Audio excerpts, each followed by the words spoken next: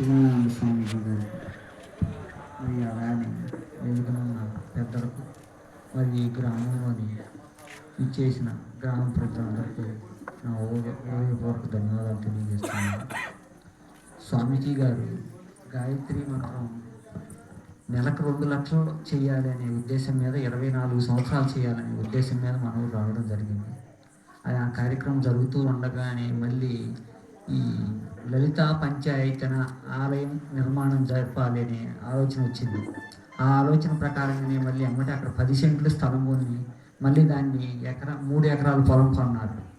3 ఎకరాలు రేట్లు తగ్గిన తర్వాత కూడా 1,10,00,000 రూపాయలు మా చేతుల మీద నేను ఇచ్చిన డబ్బులు కూడా 1,10,00,000 రూపాయలు పెట్టి కొనడం జరిగింది. బయట వాళ్ళు డొనేషన్ చేశారు స్వామీజీకి.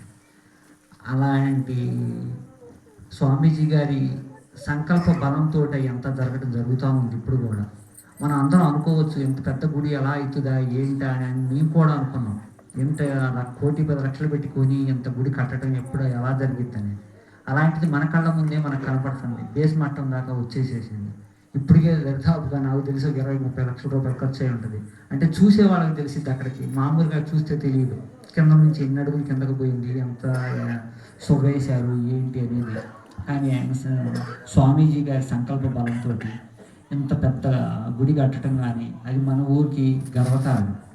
మనం అందరం కూడా మనంతా సహాయ సహకారాలు అందిస్తూ స్వామీజీ గారికి మన వంతుగా మనం ప్రతి విషయంలో ఆయనకు సహకరించుకుంటూ పోతూ మనం చేతనైందే మనం చేద్దాం.